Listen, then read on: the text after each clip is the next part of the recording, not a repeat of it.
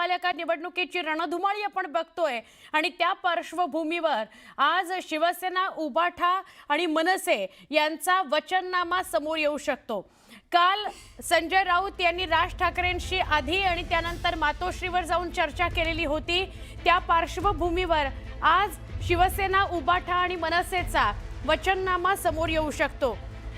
आज दोन्ही ठाकरे बंधू आपला वचननामा जाहीर करतील।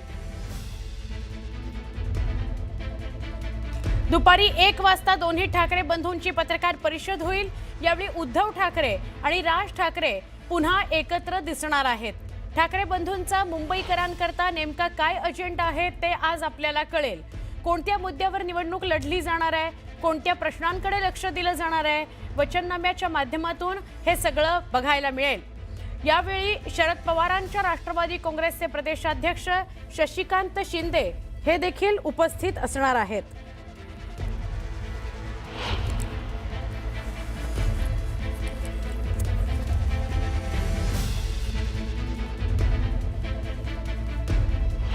वचननाम्यामध्ये काय काय असू शकतं त्यावर आपण नजर टाकूया।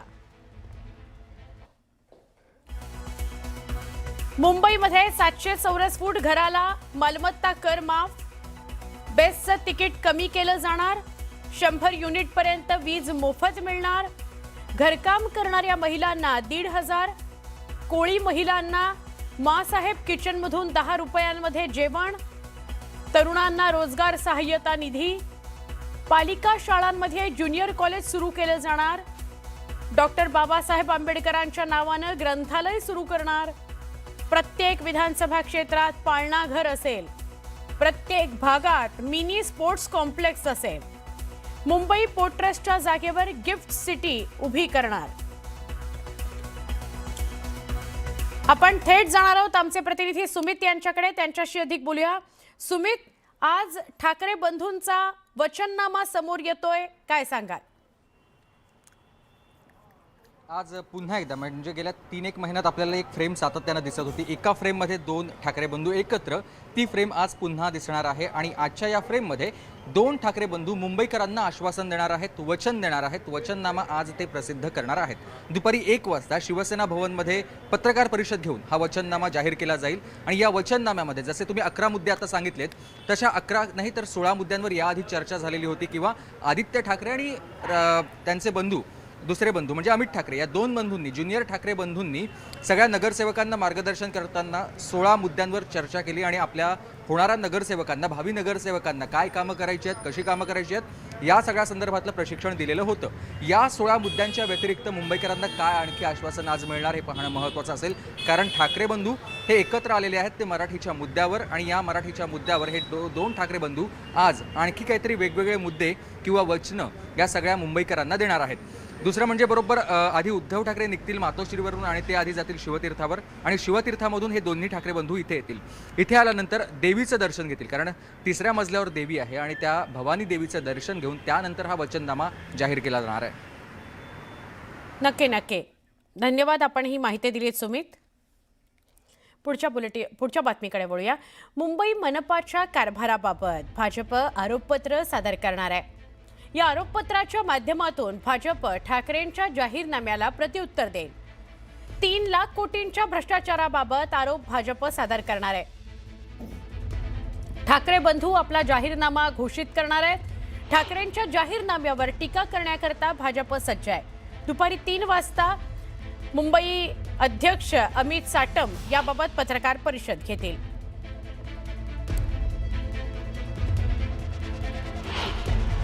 मुंबईच्या महानगरपालिकेमध्ये 25 वर्षामध्ये केलेल्या 3 लाख कोटीच्या भ्रष्टाचाराचं आरोपपत्र आम्ही आज दुपारी 3 वाजता ठेवणार आहोत। निष्ठा आणि कणखरपणा काय असतो हे दाखवायची वेळ आली आहे। उद्धव ठाकरेंचा महायुतीला हा इशारा बघायला मिळतोय। गाफील राहू नका, केलेली कामं आत्मविश्वासानं सांगा। त्यांना वाटतं पैसे फेकले म्हणजे सगळं काही करता येतं। 16 तारखेला गुलाल उधळायचा आहे असं ठाकरेंनी सगळ्या कार्यकर्ते आणि पदाधिकाऱ्यांना सांगितलं।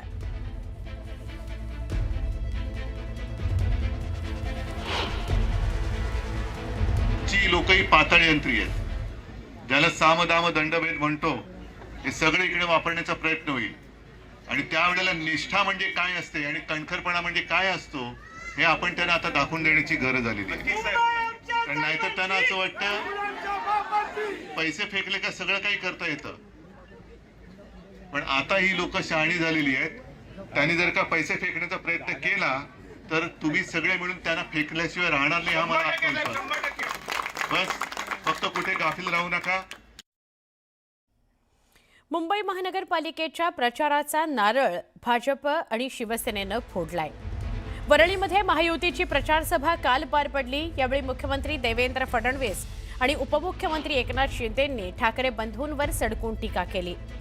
मुंबई तोडण्याच्या भाषेवरून मुख्यमंत्र्यांनी विरोधकांना सुनावलं. मुंबई तोडण्याची हिंमत कुणाच्या बापात नाहीये असं फडणवीस म्हणाले. मुंबईचा महापूर हिंदू होईल आणि मराठीच होईल असं फडणवीस म्हणाले. तर शिंदेंनी कवितेतून ठाकरे बंधूंवर निशाणा साधलाय. जनतेनं बँड वाजवल्यावर आता ब्रँड आठवला असा टोला शिंदेंनी लगावला.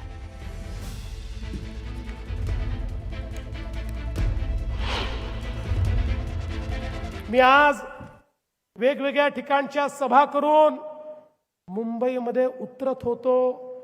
त्यावेळी डोळे फाडून फाडून बघितलं, मुंबई कुठे गेली का, मुंबई कुठे तुटली का, मुंबई कुठे सरकली का. मला तर मुंबई तिथेच दिसली.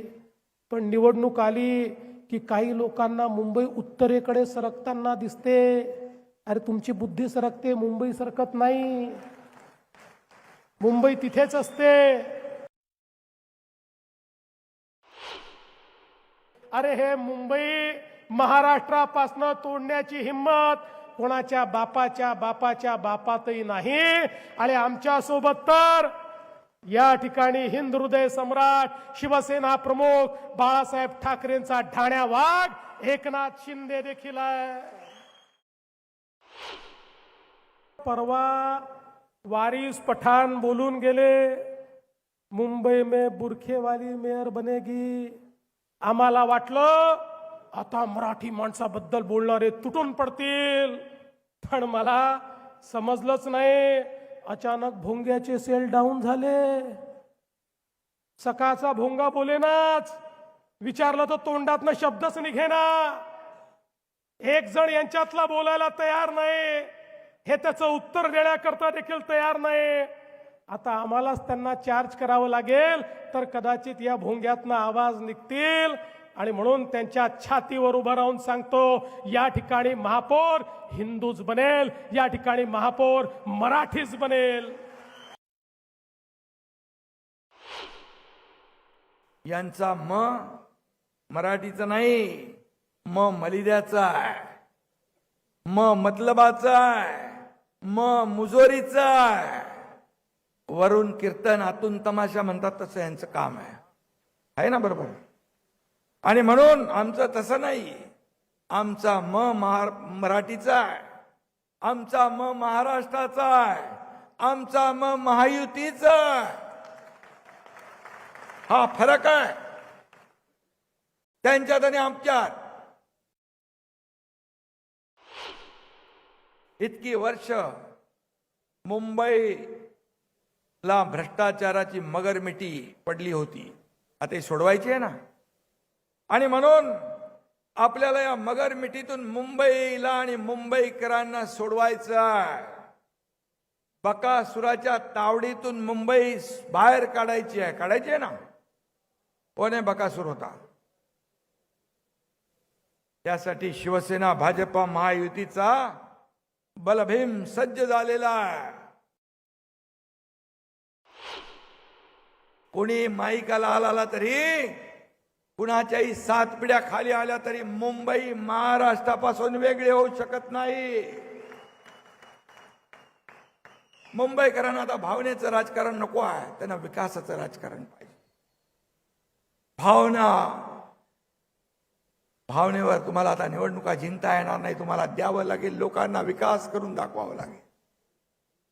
आणि म्हणून मुंबईकरांना विकासाचे मारेकरी नकोत, मुंबईकरांना विकासाचे वारकरी पाहिजे. बदलली आहे परिस्थिती आता. आपल्या लाडक्या बहिणी आणि लाडके भाऊ, लाडके मुंबईकर, या लाडक्या मुंबईवर महायुतीचा भगवा फडकवल्याशिवाय राहणार नाहीत हा विश्वास आपल्याला सगळ्यांना. आणि महायुतीचाच भगवा फडकणार मुंबईवर, महायुतीचा भगवा फडकणार आणि मुंबईचा महापौरही मराठीच होणार.